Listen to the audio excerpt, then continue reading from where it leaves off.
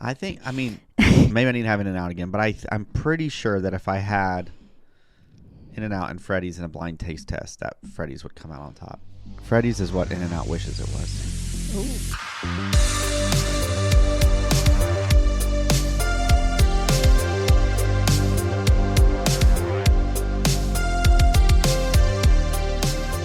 Hello and welcome to the Biblically Centered podcast.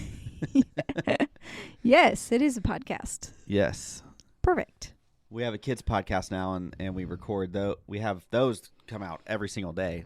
This one comes out once a week, so we're used to saying Biblically Centered Kids. Biblically Centered Kids Podcast. But this is not the Biblically Centered Kids podcast. No, this is for parents. Yes. For those of you who are just listening and can't see, you haven't been seeing me progressively. Well, your tummy is relatively below the table, so that's true. But yes, we're going to have baby number 4 anytime. Really, anytime now. As soon as possible for me, but she's ready to get that baby out. Yes. We're here on a cold day, enjoying my coffee in my Silver Dollar City mug, or cup, or tumbler. What do you call this? I think they call them refillable mugs. Refillable mugs. Well, yeah, most mugs are refillable. But yeah, a little souvenir, and it turns out it's actually a really great coffee cup. I found out months later. Yeah, so there you go. I don't know if there's any single person out there listening to this who's interested in that, but I do like Silver Dollar City for what it's worth. Maybe someone has one in the back of their cabinet, and they'll pull it out to try it out. Growing up, for both of us, the closest kind of amusement park we had was Six Flags. Oh, yeah. Astro World, which no longer exists. No. It was a fun one, but I'm thankful that the closest one we have currently is Silver Dollar City, because I just feel like it's a slightly elevated experience from a Six Flags. Yes. We did go in the summer, though, so we didn't get any hot chocolate, which we normally, or we have gotten at winter time. Yeah, we'd planned on going back around Christmas time. We just never did. Yeah.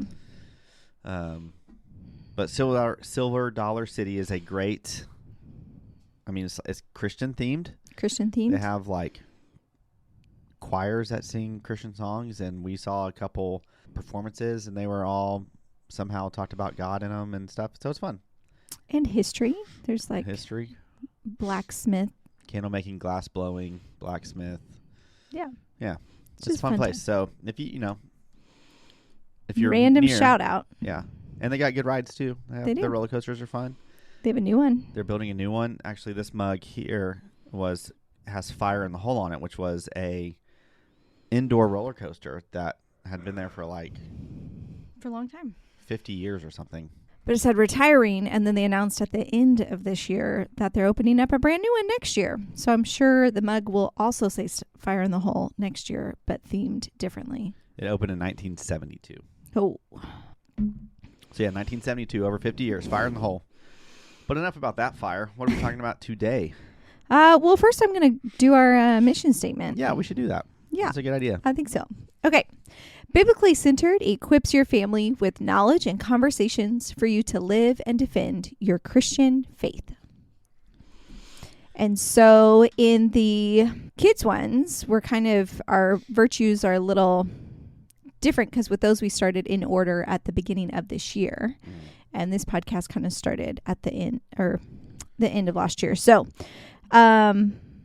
if you have kids doing the kids podcast, you can go back and listen to the parent one for that week. Yeah. But this week in ours today, we are learning about virtue Q, which says, we quickly take initiative in cleanliness and tidiness, not settling for laziness in any area.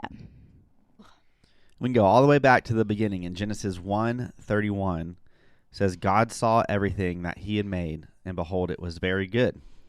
Mm-hmm. And that's a simple verse. I'm sure a lot of us know that one. But it's just the idea that God set the stage for us to do good work, because God set the stage for Adam, but it then became Adam's responsibility to care for the stage God had set for him. So it's similar to stewardship, which is a later virtue that we'll get to, but taking initiative, basically knowing that it's your responsibility or not, and still deciding to do it. So you are choosing to forego something else in order to complete a task or something that you notice. So trying to teach our children to care, which is hard, but it's good, obviously a good virtue to instill in them because it will benefit them for their whole life. Mm-hmm. And one thing we've been trying to teach with our children is the quickly part, because I feel like sometimes, if you give them a whole day to do something, they never do it quickly. It's always like the last hour, the last 5 minutes. Yeah, I learned that lesson. And it's like, oh, well. It's like, hey, we have life group tonight, so you guys have to have this done before we go to life group. It's like, oh, shoot, they're going to wait till the last 30 minutes. And they did. So it's like, we just got to give them, time is now. Yes. So quickly emphasizing that is what we're personally working on in our household of, nope, this is just when we do it. Let's do it. It's kind of funny because our middle child sometimes, like one of the tasks they have to do each week is clean the basement, because we live in a area of the United States that has basements. And so ours is like, they do a lot of their schooling down there. It's a big play area for them. So very quickly can it turn from clean to messy. Yes. So that's a task they have to do weekly, at least. But our middle child, it's just always a struggle to get him to pick up. I mean, it is a lot whenever it comes to pickup time. But it was funny because, he'll eventually do it, but there's usually a lot of nudging and prodding, and to put it lightly, along the way to get him to pick up. But then yesterday, randomly, my daughter came upstairs and had said that he had just picked up the whole basement, her brother. And so I came down here, and sure enough, he had, just randomly one morning on a whim. But it was because he was trying to build like a dinosaur zoo in the basement. So he needed the basement clean so he could have all the space to build his dinosaur basement. Honestly, whatever compels you at that point. And then he spent the next 2 hours building a volcano out of cushions. Yeah. And getting his dinosaur toys and creating. He turned a Spider-Man into a pterodactyl. Yeah. It was pretty interesting. Yep. And the one dinosaur was eating a triceratops. Yeah. But he set the stage. He did. So yes, I think it's interesting, depending on your kids' personalities, what helps them actually want to pick up. Our daughter, if you give her a goal of, what was it? Yesterday was like Mario Party and Freddy's. If they did their big tour yesterday, and she was on it. Yeah. You said those words, and it was like, boom, she was doing it, and you had to tell her to like slow down so her brothers could help. She didn't really. They kind of got lucky because she ended up. The boys helped carry some stuff for her, and clean everything else. So yeah, she's very highly like task oriented. Honestly, Freddy's. She loves some Freddy's. Mm-hmm. It's just so good. Freddy's is what In-N-Out wishes it was. Oh, wow. Gonna start that feud. Oh, no. I think, maybe I need to have In-N-Out again, but I'm pretty sure that if I had In-N-Out and Freddy's in a blind taste test, that Freddy's would come out on top. You would be able to clearly know which was which anyways. I really like In-N-Out. It's such an anomaly to me. I don't think that's the right word, but it's just because so many people love it. Right. And like there's burger shows like on YouTube with these like burger scholars who have like spent their whole life perfecting burgers, and they still have In-N-Out in like their top 3 burgers of all time. And then I'll have it whenever like I've never had it in California because I've never been to California except in LAX. Right. So people say it's better in California. I don't know. I've had it in Texas, and it's just always been just very so for me. Yeah, wouldn't we rank Shake Shack above that? Yes, I think Shake Shack's a better burger. My experience with Freddy's has been better. Freddy's has better fries. Oh, yeah. In-N-Out's fries are terrible, and they sit there and hand cut. This is a rant I'm going to go on. They sit there and they hand cut. Like there's someone who hand cuts potatoes in In-N-Out to make a terrible product with them. Like that is such wasted labor. If they were making Because there's a way you have to Right. cook fresh fries to get them crispy, which Right. essentially means you essentially have to fry them twice. Right. You have to Par do like fry. a par fry, let them sit dry, and then fry them again. And they And don't that's do how they that. get crispy. They don't do that. They just go straight from cut to straight to oil, and then so they're always soggy. They will never be crispy unless you tell them to cook them twice as long. Yeah. And I'm just like, so they're just sitting there having this guy all day cutting potatoes to make Well. a inferior product. Correct. And I would say, anyways, Frozen vegetables are where it's at. Frozen fries are where it's at.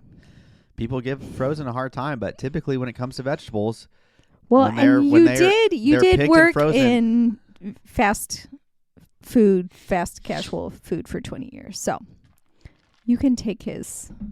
Yeah. You used to have people fresh squeezed lemons every day. typically, and they say that in terms of nutrient density, frozen vegetables will retain more nutrient density than even the vegetables you'll get at the grocery store. Correct. Because they freeze them pretty quickly after they're picked. Right. It's the same thing with fries. Well, a lot of the fresh fruit they pick before they're ripe so that they'll be ripe at the store. Right. And that isn't as good for you. There you go. There you go. So all that to say, don't knock places that use frozen fries because one, they're frozen quickly after they're cut. Do you like waffle fries? And they create a There you crispier go. product. And crispy is what we're looking for when we're getting fries, not little soggy things that you have to cover with whatever the sauce that people rave about at In-N-Out that's just a glorified Thousand Island. Anyways. Do they do it with cleanliness and tidiness, though? Well, that's where In-N-Out wins. Because There you go. we can get in debates about the food quality, but In-N-Out does win in the customer service, cleanliness, the whole aesthetic. Like the fact that it feels like you're in an old school Right. restaurant with like the how simple their menu is. And yet And- still modern. But their shakes are terrible too. Oh. No good. Sorry. I'm not going to get on that either. So really it's just their burgers, which at best I feel like are mid. So, but their service is nice. What was your question? I don't know. Now that you got that off your chest, I was going to say, are they cleanly and tidy so we can get back to our virtue? They are very clean and very tidy. Yes, they are. There you go. But so in Colossians 3:23 through 24, it says, whatever you do, work heartily as for the Lord. That's even if you're working in and out. Work as if you're working for the Lord and not for men, knowing that from the Lord you will receive the inheritance as your reward. You are serving the Lord Christ. Yes. So I think that's an important distinction to be made, that when we are working and teaching our children to work, we want to get the point across. Yes, it is for us and our house, but ultimately it is because it is our responsibility as people who follow Christ to do what is required of us. And so if maintaining your home is a requirement, as it should be, then that is part of their responsibility as living in your household. Because again, we're building towards, and ultimately we'll talk about stewardship in a later virtue, but that's part of it. Like, we can't be good stewards if we can't take care of our things, and we can't do bigger things for God if we can't maintain smaller things. So I think just always realizing that in cleaning and in being tidy, we want to try to find ways to talk about what we're doing is unto the Lord. And it says, we will receive an inheritance as our reward, which is eternal life. And again, it's not based on works. But works are a byproduct of our heart turned towards God. So, yes, and that can be hard.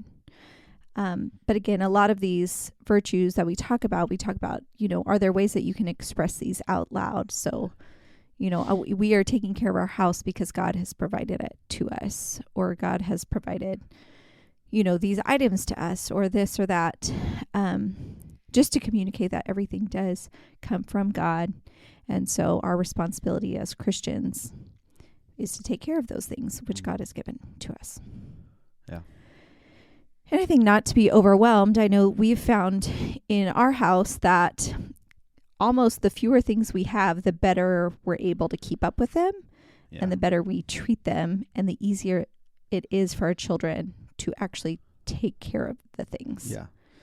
Yeah. And I think there's a lesson there, or a angle that I think can speak to a lot of things. Like there is just something, like I know that it's a quote, it's not scripture, that says cleanliness is next to godliness, but there is an aspect of like taking a more simplistic approach. And it's not to say, we don't ever talk against like having nice things or that kind of thing, but sometimes having too much, can be more of a hindrance than it is more of a hindrance than it is a benefit. Mm-hmm. And so we have found with our kids that, like I mentioned the basement earlier, we have a storage room that's attached to our basement down in the basement. And so we just kind of started moving stuff into the storage room. Maybe it's toys that just kind of get left out that don't really get played with much or whatever. And so we've very much simplified what's out in the basement. And yet somehow it's created a more peaceful, most of the time, experience, because the basement, one, doesn't get as messy as quickly. And I just feel like when there's less options for them to choose from, they're able to enjoy the option they have better. Yeah, they almost get like better focus. Yeah. And I feel like that can even I don't know what the overarching lesson is there, but even like when you think about like even us as adults trying to choose something to watch, maybe a movie we want to watch. Mm-hmm. If we had a DVD collection of 20 movies, it'd probably be relatively easy to just choose one to watch. But when you have, Hulu and Netflix and Amazon Video and all that stuff, and you have 1,500 movies to choose from, you just sit there and it's like an hour and you can't decide what to watch. Right. You remember growing up and being dropped off? Well, I don't think I was dropped off, but I like the Blockbuster or movie store. And it was like, these are your options. Mm-hmm. Go to the kids section. They got like 2 shelves. Right. And you might have watched half of them. So goes half. Rent Ninja Turtles a lot. I don't know why my dad just never bought it for us. Never owned Ninja Turtles, but we rented them a lot. But yeah, it was easier to make that decision because you'd be like, no, I watched that last week. Oh, okay. You watched that the other. And then you would be like, okay, we have 2 options. All right, let's do this one.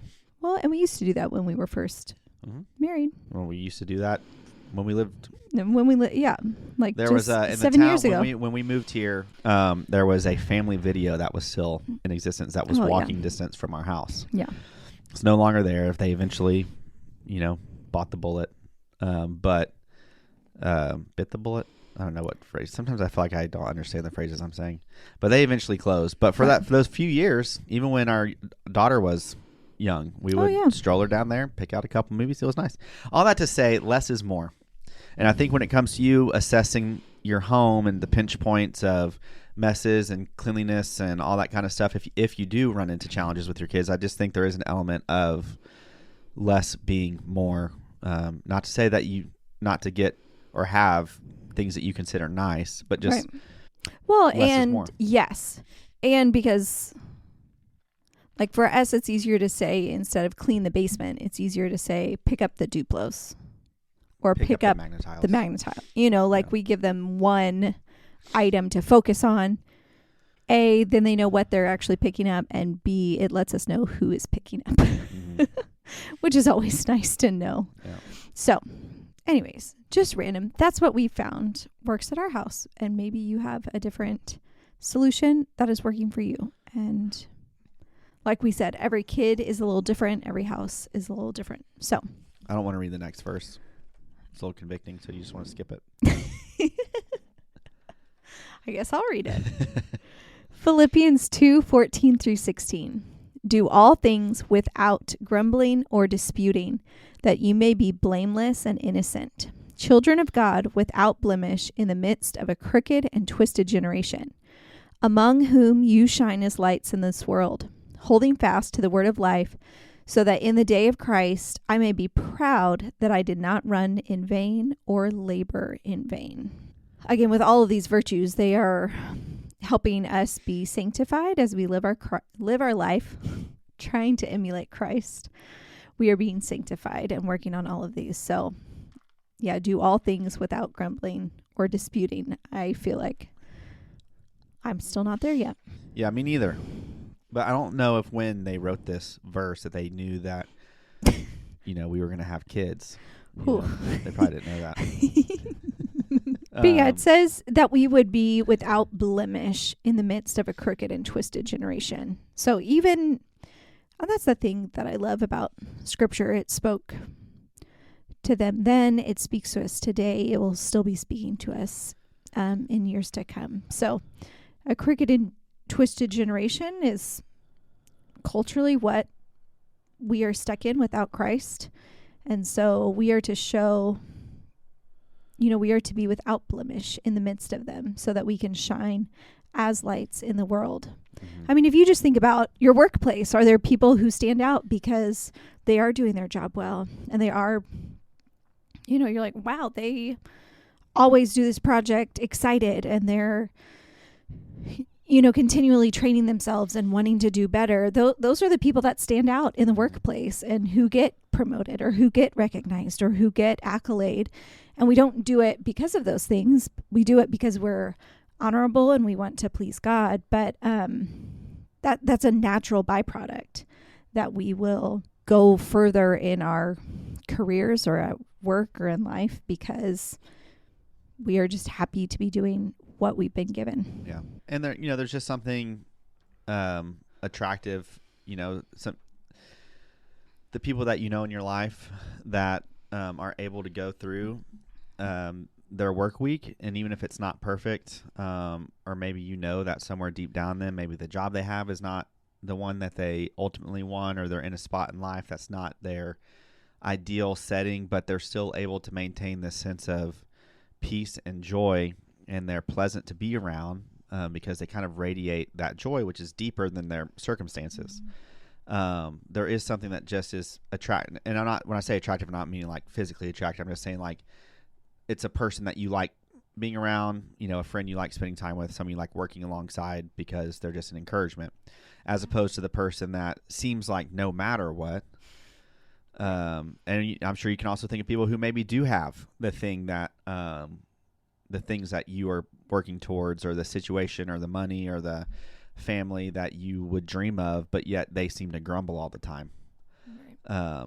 And I think because the thing that we have to get our minds around is like the grumbling and all that is not a circumstance-based output. It's an internal output. So it comes from something that's going on inside of you deeply, not the circumstances. So whether you're living your best life, so to speak, or you're not in a spot you want, you can still work and do the things that are in front of you with joy and peace if you allow God to work in you that way. Yeah. I mean, I think back, it's been a few years since I've watched Dirty Jobs, but I love that show. B, they're showing people doing things that you're like, whoa, I would never, ever, ever want to do those things. And these people are just like, most of them were genuine, like excited to go to work, excited to help people. And they were like pretty not great jobs, but they took joy in what they were doing. And,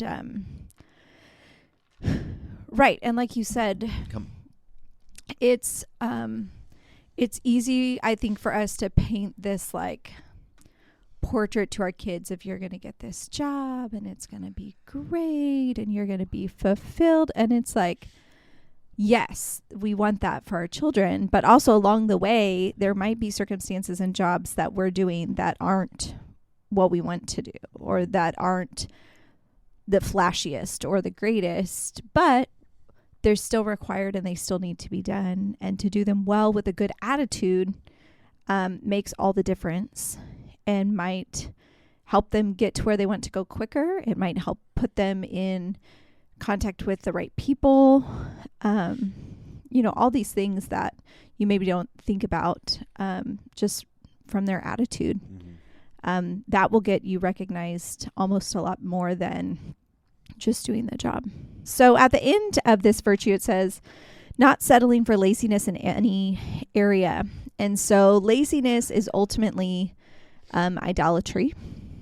And so is its opposite, workaholism. And so both of these are actually forms of self-worship. Each of the virtues that we've defined have their virtue, and then they also have two vices. And I believe in our first, what we're about episode, we kind of talked about Aristotle's The Golden Mean and kind of what that means and looks like. So on opposite sides of the spectrum, you have laziness, and then you have workaholism. So just kind of, maybe stop and evaluate where on that scale you sit, depending on work or home or kids or this or that, because we don't want work to be all that our children know about us. Yeah. And we don't want to come across as being super negative every time we have to go to work or something as well. Yeah, I mean, you want to display the right characteristics in front of your kids, so you don't want them to get the perspective that you're, like you said, on one end, lazy, that, whenever you're at the house, you're just kind of loafing around all day. But then you also don't want their perspective of you to be that you're a workaholic. And I think that especially in, I know that they're both tempting. I know that, for those who are maybe heavy in the social media, like obviously comparison, we've heard it our whole life that comparison is the thief of joy, and that you can be so blessed and have a great spouse, great kids, even maybe not ideal circumstances, but just a lot of blessings in your life that God has blessed you with, to make a content, happy, productive life where God has you. But you're also very inundated in social media, and so you see those people who you went to school with, or the people in your same city that just are quote unquote abounding more than what you feel like you are. And so you can start to compare and wish you had maybe a house like theirs or a car like theirs, and then suddenly, instead of being thankful for all the things that you have, you're now just wishing you had what they had. Yeah. And so sometimes that can create in people this kind of, some people just want to grind, work, grind, like all hours of the night. Like, I'm going to get home from work and I'm going to do my side hustle until 10 p.m. And then, and not to say that there's not seasons of life where you might need to put in some extra time here or there, but basically we need to create the systems for ourselves that don't allow that workaholic tendency to come in, because all that to say, you're not that important. Some people feel like the business can't function without you, yada, yada, yada. And I get that lots of jobs are different. But if your job is too demanding of you, then that just means there's not the right systems in place. Yeah. And you are not that important. Everybody is replaceable. The only time you're not replaceable is as a husband and as a father or as a mom, as a wife. Yeah. Because no one can replace your kid's mom. No one can replace your kid's dad. So that's where you aren't replaceable. But in the workplace, I mean, and I learned that, I was a little self-important in my previous job, thinking that I had done, so much and kind of put myself in a good position and was relied on a lot. And I was, when I left, it was tough, but they had to get a new guy for my spot the next week, and they have kept on trucking. Yeah. I wasn't that important. Well, and don't they say at the end of your life, you're never going to look back and be like, man, I should have worked more. You're probably going to be like, shoot, I worked way too much. Yeah. And not to say, obviously, like you said, there are seasons and there are times in your life where it is hard and it is difficult, and week to week there is a struggle, but we shouldn't let that become our norm. And also, to speak to something you said earlier, what's the phrase? Like, we see people's highlight reels. We don't see their behind the scenes. Not their behind the scenes. So you don't know how those people got there. And also, sometimes we don't know how much debt people are in, the struggle that they're going through. And so to compare ourselves to someone else is just, it doesn't benefit anyone. Well, it's crazy because like when the Bible talks about not coveting your neighbor's wife, it's like, okay, I'm not going to covet what my neighbor has. I can understand that. But now we have access to so many people's, like essentially the social media is like our new neighborhood.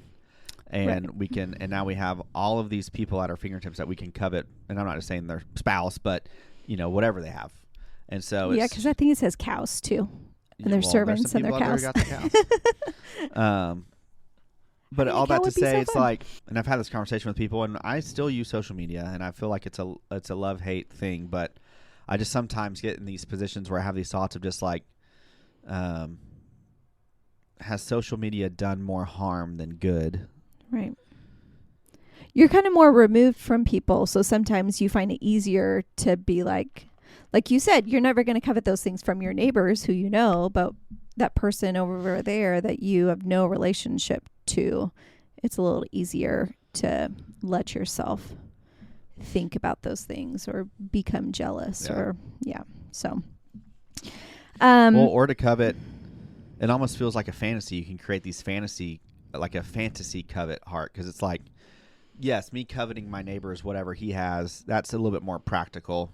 It's like, it's a little bit more tangible. But when I'm just coveting, this celebrity that I follow, their lifestyle, and I can just sit there and kind of get lost in that, you can kind of trick yourself into thinking, well, it's just a fantasy, so it's not really coveting. Right. But it still is not positioning your heart correctly. And so all that to say, do what you got to do, but don't let your kids have social media or smartphones. There we go. Because, well, it's just crazy. Like, sorry, we'll get on the smartphone tangent for just a minute. Okay. Because, like, think about our generation. Smartphones came out when we were already adults. I didn't get my first smartphone until after we were married. Right. Correct. In college. And still, it creates problems when not used appropriately, or you can allow yourself to, be spending too much time on it, that sort of thing. And we didn't get it until we were adults. And so now it's like thinking like, 8-year-olds who have smartphones. It's like they don't. I was an adult and we didn't. Of course, it was newer for us, so we didn't really know. We kind of just things kind of started coming out, before we really knew what. I remember I had to but pay for text messages like per letter. Mm-hmm. I remember my dad got a bill one month and was like, "Who spent?"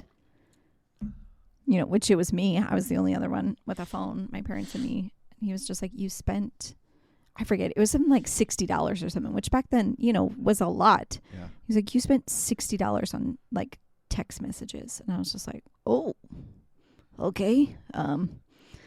Guess I'm not going to do that anymore." Yeah, I remember. I still have the first memory of the very first time I sent a text. You're just. My mom got a. What was the? It wasn't Nokia. It was a phone company that was out way back in the early days of cell phones, and it was a green logo. Oh. And it kind of had like a swirl in it. Okay. I forget the brand. That was the phone she had. Anyways, and so she could text. And I remember we went to the grocery store, but they left me in the car, and she left her phone in the car. So I pulled it out and was like, and so I texted my girlfriend at the time because I didn't have a cell phone, but I punched in her number and then sent just a hello. And there you go. And that was it. That was my first text message. T9. You remember doing that? Anyways, yes. Okay. So, random tangent. But the data it's not really up for a debate, parent listening to this. Like, I can be a little bit hard-nosed on this one, but it's not really up for debate. There's so much data out there that lets us know indefinitely it is detrimental for your adolescent to have a smartphone. Yes. No matter what. I don't care if it's so they can fit in with their friends. That's never a good choice. Should we start some sort of, we'll just be weird together. Yeah. So you can blame us. We'll blame you. When our children try to ask for phones, we'll just say, sorry. Yeah. So-and-so's not, we're not. So there you go. We'll be your, just and blame thankfully us. they do make phones like, because we'll probably let them have a phone when they're older that they can call us. Right. That sort of thing. A dumb phone, so to speak. Yeah. But not one that has internet access and all that. Oh my goodness. So. Yeah. I'm in a tech group. So be strong, parents. It's the right choice. Be strong. There you go. Yes. Okay. I'm going to jump back into laziness. Okay. Laziness is sinful, but it's more so a symptom of a deeper sin issue, which is worship. And so when our affections are set somewhere besides God, then our behavior will follow those affections. So if we have affection for comfort, or we have affection for, what are some other things we've talked about? If you have affection for those things over God, then your behavior and your attitudes are going to start aligning with that. Mm-hmm. Yeah, if your affections are more towards accolades at work, then your affections are probably going to start working towards workaholism. If your affections are towards comfort and just chillaxing and self-love and all of this, then you're going to tend towards laziness, comfort. And so that's why in one of our most recent ones, prioritizing our time in worship and serving, we want to make sure that we are prioritizing our time well, so that we can render our worship to the right source. Because ultimately who we worship and show time and honor to is who our kids are going to. And so it would be hypocritical of us to say that that is who we're honoring, and yet our actions are going towards other things. Mm-hmm. So, which again, we say all of this not to we're literally saying this to ourselves as well. Every episode, because again, we do believe that these are helping us to become more sanctified. And so the next time when we talk about this, there will still be things that we're still having to work on. And I think that's the beauty of Christianity, is that it's not a one and done. I did it, I'm now right, I can check that off. It's no, I need to continually be washed and made clean, and trying to find joy in that process. Yeah. I feel like we hit a lot. And I feel like this is maybe one virtue that I don't know if I personally think about often. I mean, I think about working and that kind of thing, but I don't think about it in this context, I guess. Yeah. Yeah. And why are we calling our children to clean? I think those kind of things is, it's just important to think about why we're having them do it, why we do it, just to glorify God in literally everything we do. Yeah. Yeah. That's the prayer. So. All right. Well, thank you for listening. Please check out, if you have children, our Biblically Centered Kids podcast. Daily podcasts. Short episodes, 5 to 10 minutes. Yep. Fun topics. We go over our virtues. We do New Testament stories, Old Testament stories, quizzes, games, draw-alongs, jokes. Little fun like history tidbits we'll do at the beginning of some episodes. Little factoids just about the world around us that are kind of fun. So it's, it's educational, it's uplifting, it's encouraging, there's scripture. So hopefully it's something that your kids can find some joy in, and that you can trust that they can listen to this. Well, and we're trying to help with these virtues in our own life. We're trying to help make them practical, A, to us, B, to our children. And so, yeah, we try to find ways to make things practical or remind our children of these virtues so they can practice them on their own. Mm-hmm. So, all right. All right. Well, thank you guys for listening. We'll see you next time. Bye.